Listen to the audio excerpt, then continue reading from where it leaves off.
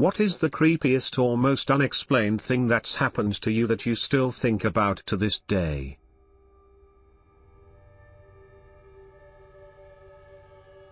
I was driving home from work on a long, somewhat dark road.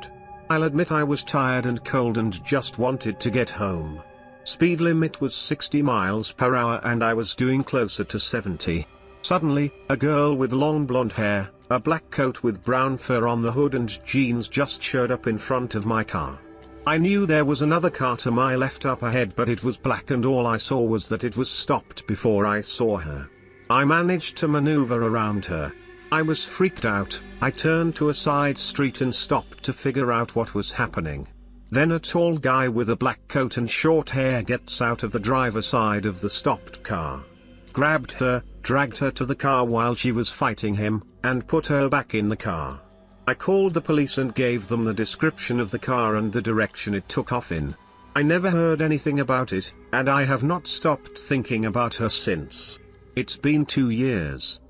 Edit, just in case anyone is curious or could even know something, the location was Lincoln, Rhode Island, US, next to the high school. Jan/February 2019. The car was a new black sports, maybe, car with the tail light going all the way across the back of the car. George Washington Highway. I've shared this before, but I still think it's an interesting story. I was exploring the area behind my house shortly after we moved in. The area back there had once been a small quarry that had since filled with water. It was a pit of pond that supposedly went straight down 60 feet if you stepped into it. I was walking along the edge and I came across a backpack filled with old video game cartridges and a set of clothing just laying on the ground. They were for the N64 and we found this around 2004, so they were outdated. Next to it was a set of clothing. The clothes were laying on the ground, spread out, pants and shirt, so it looked like someone laying down. They looked like they'd been there a long time. Same with the backpack. I told my parents and they called the cops. There had been no reports of missing children or anything in the area. We never got an explanation, but it was weird. Edit, just to answer some questions. I don't think it was a prank. While we were new to the neighborhood, we were renters. Also, most of our neighbors were elderly. This happened in a rural Virginia town and I can't imagine anyone wasting cartridges like that since most kids were lucky to have an N64. No people, adult or child, had been reported by families or the neighborhood as missing for years. They never searched the quarry because they never had any reason to think there was something wrong. My sister and I went out there every day for a year or so and just avoided that spot because I was creepy. As far as I know, they're still out there. I was deployed to Iraq and we stayed in a former prison in Baghdad. During the night we would see and hear strange things. The base at this time only had soldiers, but we would hear children playing from inside the prison. One day we decided to dig deeper to see where the kids were. When we finally found where the noise was coming from, we found a room with the ceiling caved in. We didn't find any kids but found kids' books, toys and kids' clothes. Everything looked like it wasn't moved in weeks. We continued to hear the kids in the year we spent there. My girlfriend and I are in a long-distance relationship. We typically take turns traveling between each other's countries, Australia and Canada. About 2 years ago, it was my turn to travel over to Australia to stay with her and her mom. For a bit of background, my GF's room was built as an extension/add-on to their garage. So to get to it, you had to walk through their garage to get to her room. About a couple weeks into my trip over there, I wake up at around 1 a.m. and the room is just glowing red. I look up at the ceiling and I see this black figure crawling through the ceiling. It moved in such an inhuman way, almost like it was breaking every one of its bones to move. I start screaming, which wakes my GF up, and she looks up at the ceiling and starts to scream as well. Instinctively, I grab my pillow and whip it at the figure. The next thing I know, everything went black and I'm waking up a few hours later. My GF is fast asleep, so I think it was just some weird dream. At that point, I have to go to the washroom. So, I walk through the garage and try to quietly open the garage door to get into the main house. Previously, her mom had mentioned that she was getting annoyed with us staying up late at night and going through the garage door to use the washroom. Since her mom's room was down the garage door hallway, each time we would open it, the door would click loudly and wake her up. So, I'm standing there at the garage door and I try to open it as quietly as possible. As I turn the handle and the door clicks as I push it open, her mom just starts screaming at the top of her lungs. I thought it was out of rage for waking her up, so I immediately close the door and speed walk back to my GF's room. I climb into bed and gently nudge her awake to tell her that her mom is screaming. She gets up and goes to see whether her mom was still angry and try to de-escalate the situation. About 20 minutes goes by and my GF comes back into the room completely silent. She asks me if I saw the room glowing red earlier as well as a figure in the ceiling. I say yes and she goes wide-eyed and says that she thought it was just a dream too. She then says that her mom wasn't screaming at me. Apparently, when I opened the door, it did wake her up, but when she woke up, there was a black figure standing at the foot of her bed and it was slowly moving towards her. She then experienced a blackout as well and was woken up by my GF checking in on her. Yeah.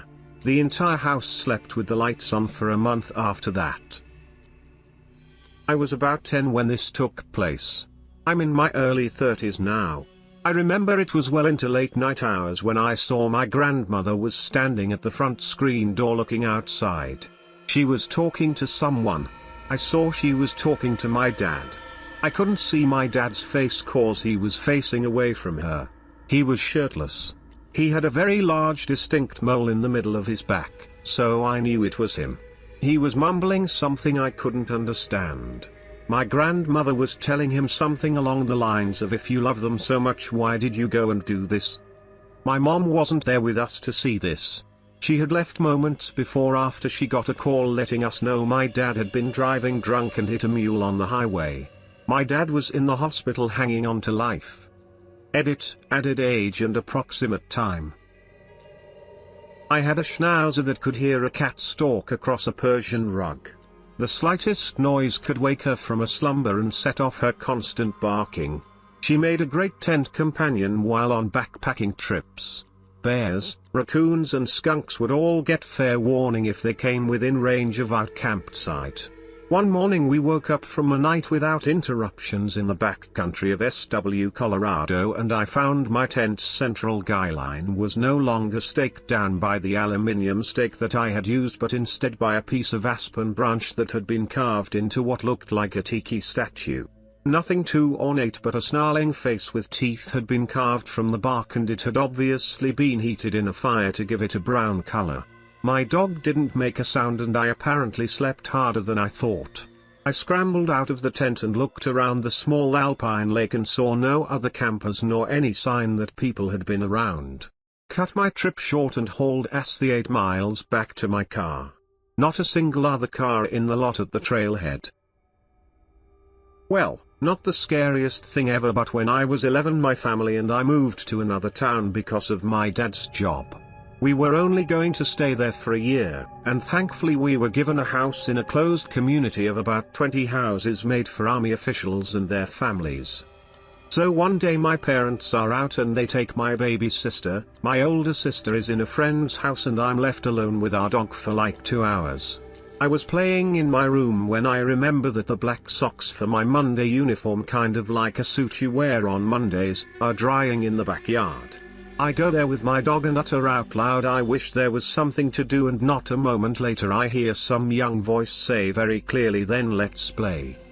I turn around to see my normally hyperactive Golden sitting looking at me like nothing has happened. I freak out immediately and ran upstairs to my parents' bedroom. I turn on the TV and hide under the covers until my family arrived. They saw me sweating, scared and paranoid at this point.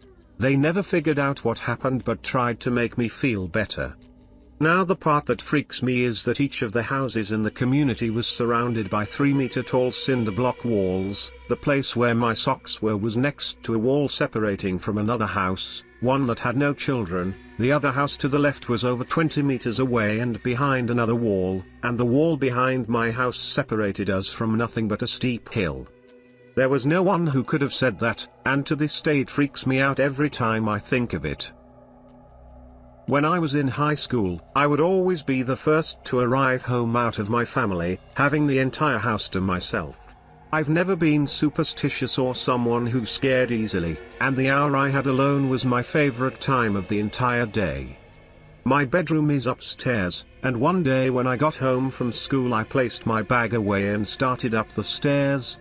About halfway I stopped because I thought I heard something coming from upstairs, so I stayed and listened. I heard a very slow rendition of the melody from Ring Around the Rosie, crystal clear, coming from my bedroom. I was 100% sure I was the only one home, and I had absolutely no device that could be playing music unprompted, especially Ring Around the Rosie. I froze in fear and listened for about 15 seconds to make sure I was really hearing it, which I was. I just turned back down the steps and waited around in the living room for my family to get home before I went back upstairs. I went in my room a few hours later and there was nothing out of the ordinary. I know it's not a very climatic story, but it's something I think about every now and then. I never told anyone about it because, why would I, but that was the first time something truly strange happened to me. I was putting my daughter to bed, and she was talking about her godmother. We were reading a book that her godmother had gotten her. Her godmother died in 2019, of breast cancer. She was my very best friend, more like a sister, and she doted on my daughter. We are reminiscing about her, and my daughter's twinkle lights she has on her ceiling starts going off. They have multiple settings and they are on the rainbow setting. Not too weird. Maybe they have a short or something. I go to turn them off. They aren't plugged in. I figure it's my friend saying hi. She loved rainbows. I'm not superstitious, but she promised to stick around and haunt us. I find it comforting. Those lights still go off every now and then. We had a rescue dog years back, Terrier mix. We lived in the countryside on a wooded hillside and owned about 5 acres of woodland and rough fields, mostly wild. This dog loved to be up there chasing rabbits but loved her home too, so would never be gone for very long. One day she went missing. We took our other dogs up there and searched thoroughly but nothing. We had another friend bring his dogs, nothing. We advertised, put up posters, we did little but search high and low for 6 days but nothing. On the 6th day we had pretty much given up hope, but I decided to go up one last time because I had a hunch, a tickle in my belly, about one particular area which had already been thoroughly searched. I took a sickle and a pair of gardening gloves and hacked my way towards the center of a huge bramble patch. It was summer and all I could hear was birdsong and insects, but suddenly I heard a muffled yip. I called her name and then heard her again getting excited. She was deep underground in a rabbit warren. I stayed calling to her until help arrived. The local fire brigade were kind enough to come and help and advise, and we got her out eventually. She ran around like a demented muddy pup, and amazingly the vet said she was basically okay, had probably been getting enough moisture from eating mud to keep her alive. I am not generally a fanciful person, but I just knew in my know she was there. No explanation for it. We used to have a night out every Christmas with the lads from high school. We went back to one of the lads' houses and were all drunk having a good time when one of the lads pointed into the kitchen and said, "Who's that?" The kitchen was like a box room, you could see the whole room from the doorway. I had my back to the wall where it was and turned to look in. The lights were off and there was no one there. We all looked and said, "What are you looking at?" He was adamant and just stayed sat pointing and just said, "No, who are those two there?" The lad whose house it was looking in and turned on the light, and again there was no one there, and we all said, "Are you okay? What are you on about?" He said, "Look, that fellow is leaning on the worktop and the other is leaning and pointing and laughing at me." We all kept saying there was no one there. After a back and forth for about 10 minutes, he was describing what they were wearing etc., and then the lad who could see these people realized we couldn't and started freaking out, tearing up and shaking uncontrollably, saying he had to get out of the house. He was shaking that much we had to put his shoes on. Once he had gone, and being drunk, no drugs, that we knew of, we just laughed it off as him being off on one, but the lad whose house it was said he described his uncle and granddad who had long since died exactly how they used to stand and what clothes they were wearing. I wouldn't have believed it if I wasn't there, and honestly I still think he just had a mad episode. We have all met his granddad and uncle before they died, so it could have been some mental moment he had. To this day anytime we mention it he refuses to talk about it, and doesn't even entertain any notion of it. Like I said, it sounds far-fetched, but that is 100% true. I don't believe in ghosts etc. and still think he had a moment, but it was genuinely weird and unsettling. Edit, added more detail, it seemed a bit vague. Edit, a few people have asked so to tidy it up. This guy has no history of any mental illness or anything else. To this day he has a stable, solid career and home life. I know that isn't always a solid indication everything is okay, but after 15 or so years he's never shown anything of the sort. A friend and I from high school used to go out to this old county road and smoke a joint on a big hill facing a large, old brick house across the street that sat in a large field. The face of the house had 2 rows of 6 windows each, facing the road. One night we were chilling on said hill and looking out at the house as the sun was going down, and all of a sudden a light turned on in one of the windows and then shut off. Then another random window lit up, then shut off. It kept going. Faster, faster. A window would light up and shut off and then go to another. It did it for about a minute and eventually was doing it so quickly it couldn't have possibly been a person going room to room or even a person with access to multiple switches at one time. After about a minute after speeding up to random flashes it stopped. It simply didn't make sense. We both saw it. We talked about it many times afterward.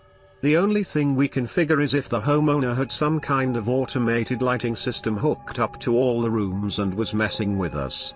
Other than that, I have no idea. Sketchy AF though. Edit, some of you chalking up the experience to cannabis. I don't think you understand how weed works. I've never hallucinated from being high in my life, and it would make 0 sense for me and my friend to have the same hallucination at the same time. A few years ago, I was at my lowest point in life. Several people close to me had passed away unexpectedly. I was being bullied every day at my job. My life was falling apart. I was past being depressed. I just couldn't imagine waking up another day. So I'd planned my suicide, bought a one-way plane ticket, got sleeping pills, and wrote a series of suicide notes. On the day I was to fly out to fulfill my plan, there was a terrible accident on the freeway to the airport. It was shut down both ways. So I drove into a nearby pub to have a beer and wait out the traffic.